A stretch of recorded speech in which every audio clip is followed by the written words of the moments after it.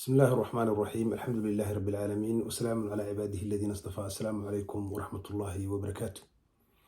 waxaan jeclahay maanta meeshaan inaan ka bilaabo dhowr cashar oo aan uga hadlayo diinta islaamku maxay tahay waxyaabaha loo baahan yahay in basically dhalinyarada Soomaaliyeed meelay joogaanba inay fahmaan boqolkiiba boqol iyo xataa dadka waayeelka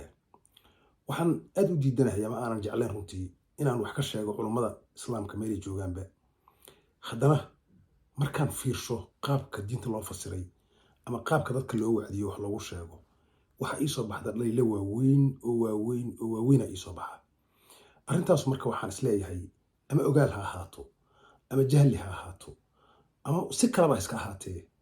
khaladaad fara badan oo inay jiraan oo diintii la qaybiyey loo qaybiyey macnaha diintu waa qaybsan tahay waxa weeyaan arrimo asal ah iyo arrimo farac weeyaan arrimihii farac ahay ayaa la soo kormariyey arrimihii asalka ahayna hoosaa la mariyey waxyaabihii diintu ku taagneedba oo fundamentalka u ahay oo haddii la jibiyo lagu cadaab mudanayay aakhiro adduunyadana lagu cadaab mudanayay oo dhibaatada ahay oo musiibada ahay dadkii waxaa la yidhi hoose la gashay maba la yaqaanba maba laga hadlaayaba waxaa la isku haystaa koofiyuu xirtaa timahuusaan u jartaa garkuu gaabsadaa saacaduu midigta ku xirtaa ama bidixda ku xirtaa gabadh dhar waaweyn ma gashana dhar khafiifay gashatay kanoo kan waaye wax macnaha waxyaabo innaba nas qadciya oo ku soo arooray in lagu cadaab mudanaya aysan jirin ayaa macnaha lagu dhegan yahay shaygu markii nas qadciya uusan saarayn oo sheegaya shaygaas qofkii sameeya inuu ku cadaab mudanayo adduunya aakhiraba shaygaas faracu noqonaya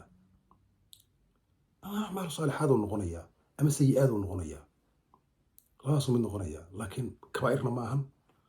maxay ahato arrimo khatarna ma ahan oo maxay ahato ii sheegeen macnaha wax weyn oo cirka ku geynaya ma ahan oo taqwo iyo wax noocaasa ma ahan waa arrimo loo baahan yahay in la sameeyo laakiin haddana aan miisaankooda cuslayn weeyaan waxa muhiima waxyaabaha miisaankooda culus yahay in xoogga la saaro calaa kulli xaal walaalaha sharafta lahow meel kastoo joogtaanba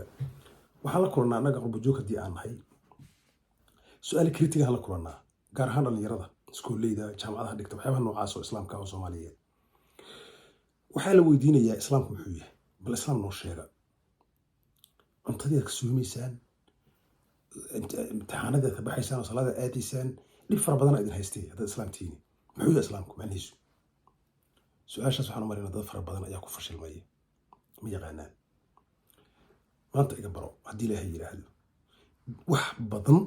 ayaan ka soo dadaalay oon maxay ahato rogay oon ka fiirsaday oon baaray oon ka baaraandigay oo boqolkiiba boqol aan isleeyahay ilahay xamdigiis waa fahamsanaan isleeyahay waxaana weeyaan diinta islaamku 3 shay ay u qaybsantaa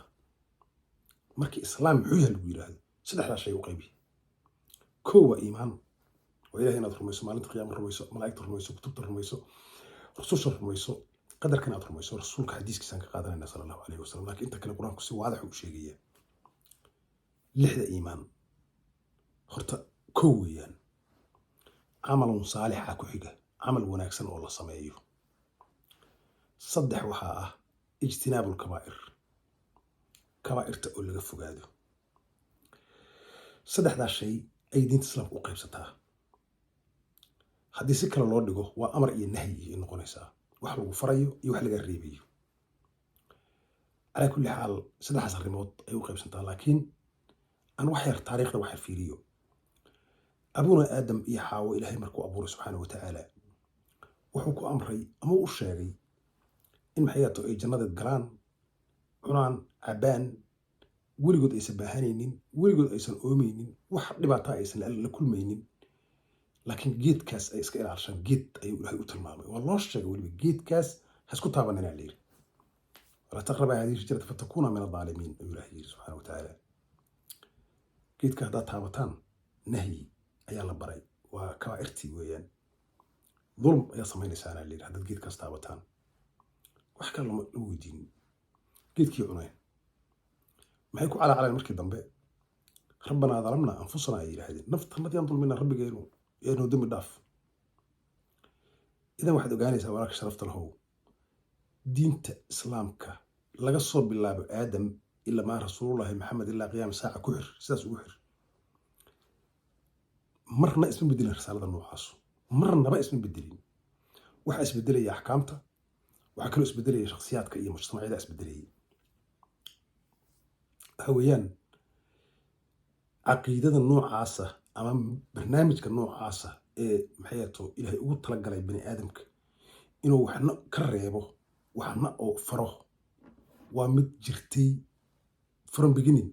ilaa qiyaam saacana soconaysa haddii ilaahay yiraahdo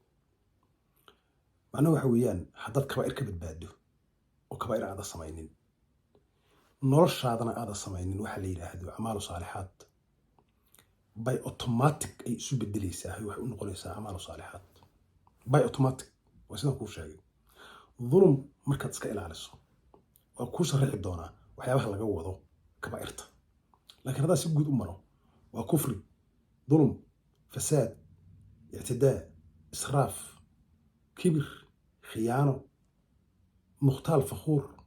ithmi iyo farixiin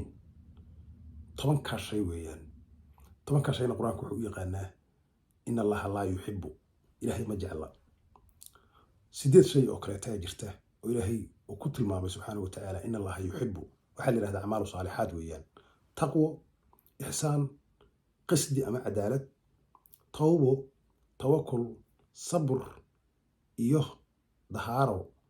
iyo dagaalka jihaadka fi sabiilillah oo si sax loo macnaa lasu garabsado oo aan muran iyo khilaaf la gelinin 8 shayna waxa la yiraahdaa acmaalu saalixaad la yiraahdaa mid walba oo dul istaagi doona haddii ilaahay casharaan kusoo qaadan doona ala kulli xaal waxaad ogaataa diinta islaamku inay 3 qaybood u kala baxdo waa kow iimaanka iyo amalka saalixa iyo kabaa'irtoo laga dheeraado wabillahi tawfiiq wassalaamu calaykum waraxmatullaahi wabarakaatuh la soco qaybta dambe aan ku faahfaahin doonaa maxaa la yiraahdaa acmaalu saalixaad maxaase la yiraahdaa kabaa'ir la yiraahdaa waa kuwaas ilaahay nagu anfaco